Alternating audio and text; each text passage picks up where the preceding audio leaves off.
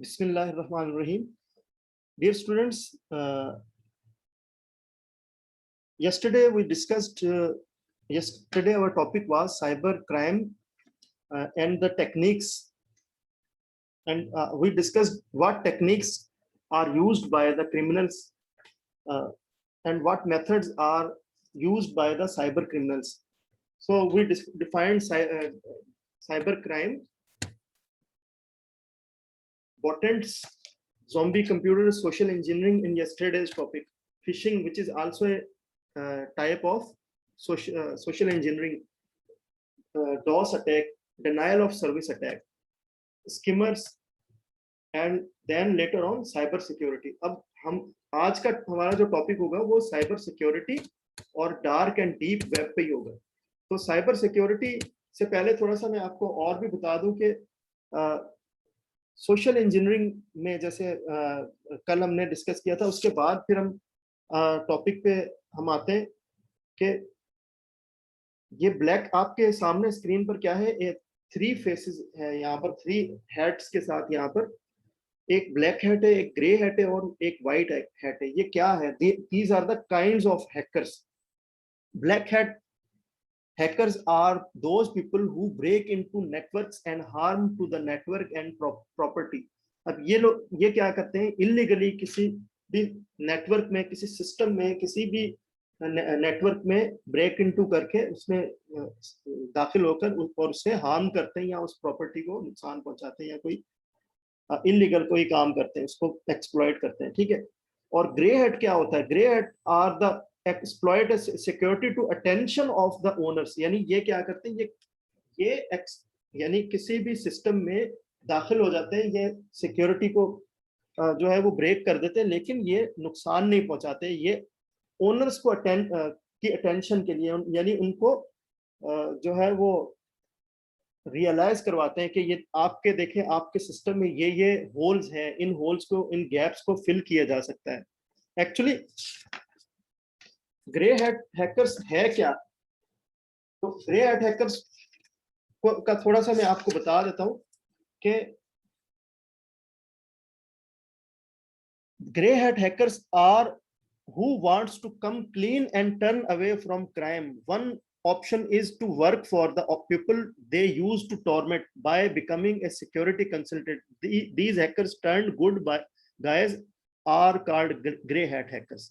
अब grey hat hackers क्या है? जो कभी ब्लैक हैट हैकर्स हुआ करते थे, लेकिन नाउ दे बिकम कंसल्टेंट्स. वो क्या है? वो अब सिक्योरिटी प्रोवाइड करते हैं लोगों को. And what are the white hat hackers? people who specialized hacking check and the faults of the system. यानी कोई अपनी कंपनी की सिक्योरिटी के लिए कोई स्पेशलाइज्ड पर्सन को हायर करता है कि उनको सिक्योरिटी, साइबर सिक्योरिटी प्रोवाइड करने के लिए, तो वो उससे कहते हैं व्हाइट हैट.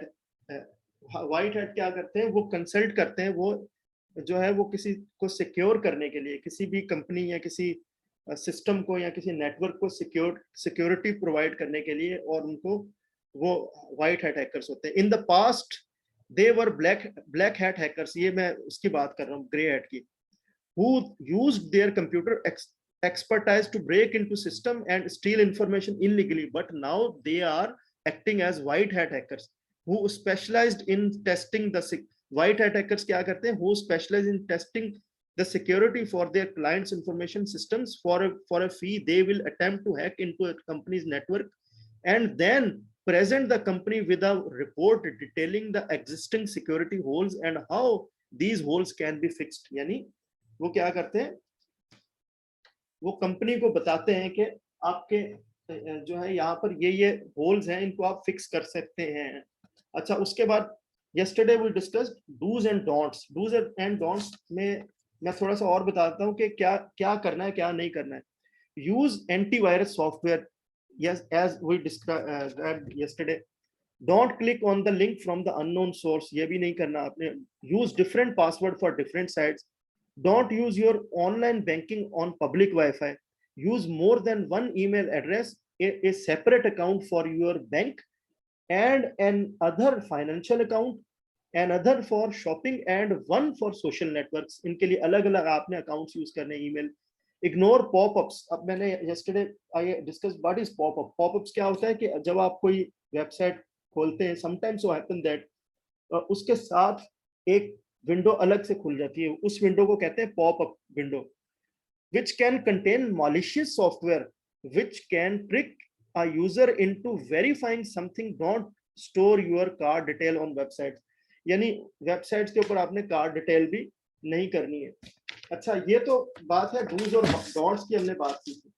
अब बात, now let me move forward कि आपका पासवर्ड किस तरह आपको सिक्योर बनाना है।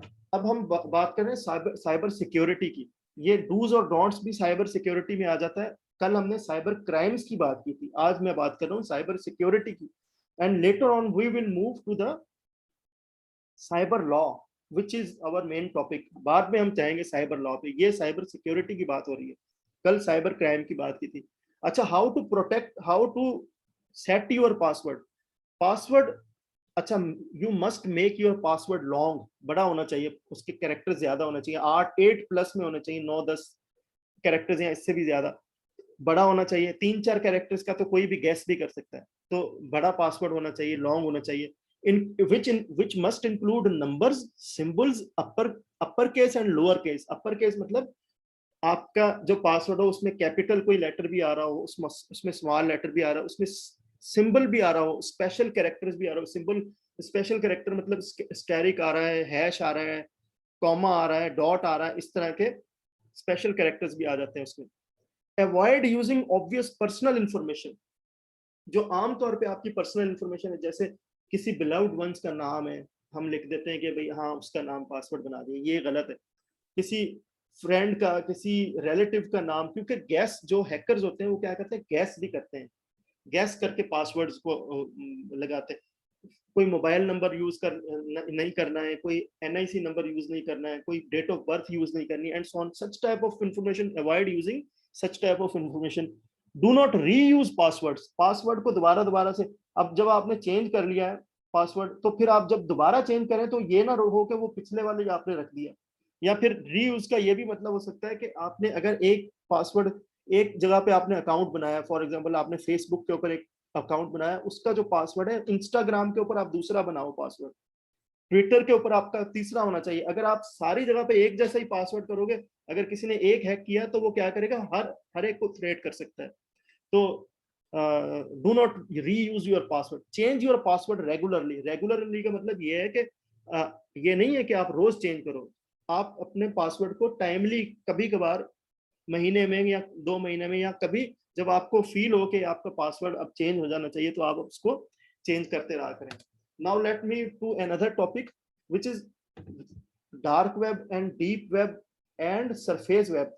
अब ये है क्या चीज, सबसे पहले तो सरफेस वेब क्या होता है, जो हम डेली लाइफ में इंटरनेट यूज करते हैं, वो जितना भी इंटरनेट पे कंटेंट है उसका सिर्फ 4% यूज करते हैं। यानी कि आपको जो गूगल, अमेजन, गूगल, विकिपीडिया, जो कुछ भी, जहां पर भी ये टोटल, यानी आप समंदर की सिर्फ 2 फुट की सतह के ऊपर हम तैरते हैं, बाकी समंदर की गहराई में कोई जा ही नहीं सकता।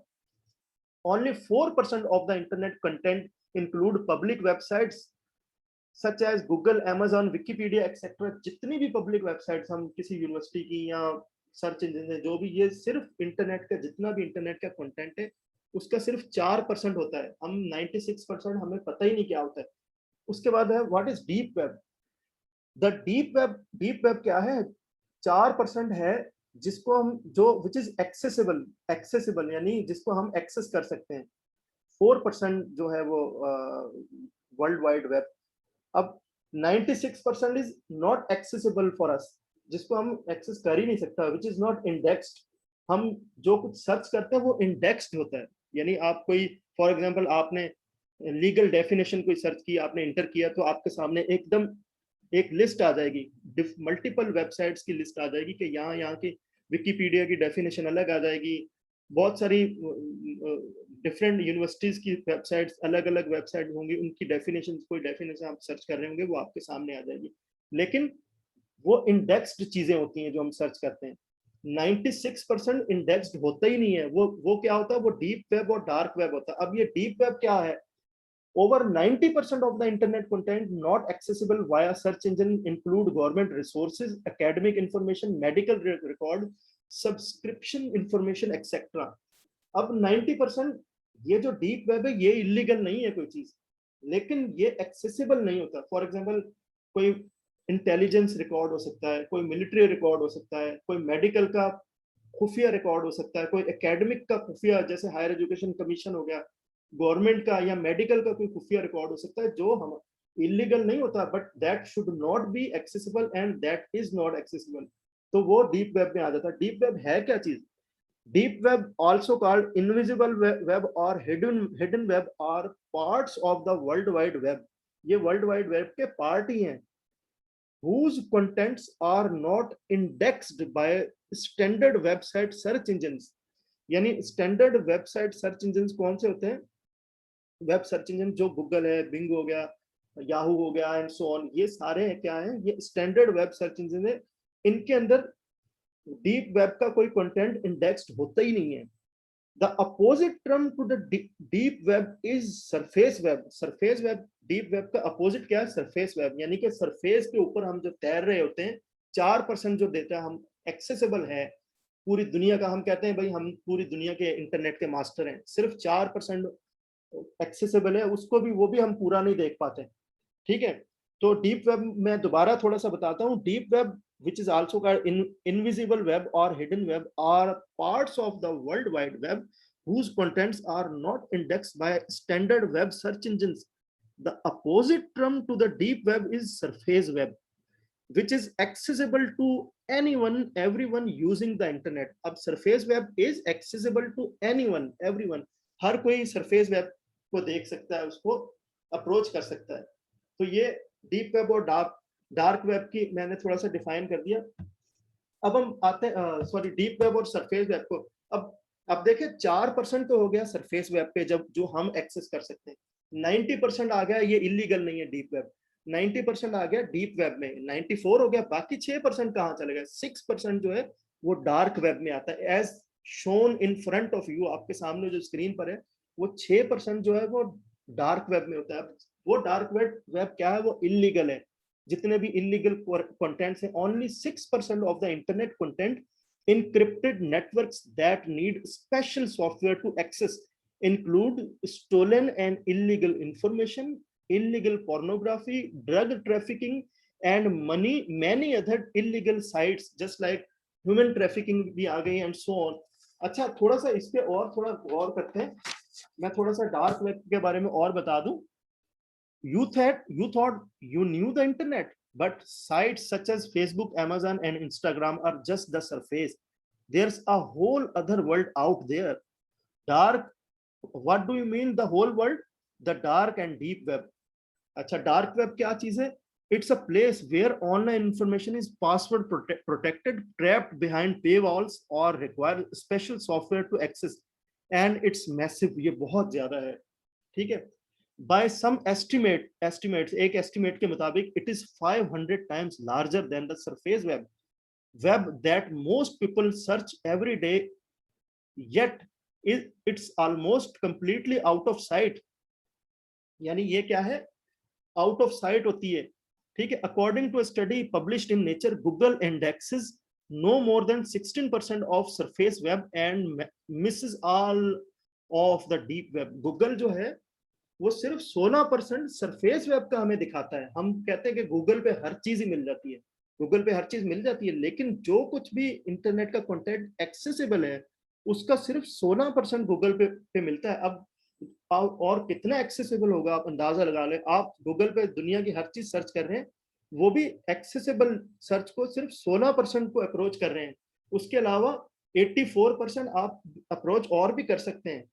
तो आप ये तो सिर्फ 4% बात हो रही है इसकी सरफेस वेब की. अब डीप वेब तो 90% है, वो तो सवाल ही पैदा नहीं हो सकता. उसके बाद डार्क वेब है 6%, वो भी यानी 96% हम जो एक्चुअल है उसका 16% गूगल पे और सर्च करते हैं. बाकी 96% हम उसको अप्रोच कर ही नहीं सकते. Actually what things that you can buy on the dark web. Dark web के ऊपर क्या क्या होता है? It's all about the crimes of internet. Drugs dealing होती है उसमें, individual or dealer level quantities or of illicit and prescription drugs of every type available in the digital underground। फिर उसके बाद क्या है, काउंटरफेट करेंसी, यानी कि जाली पैसे। क्या है ये?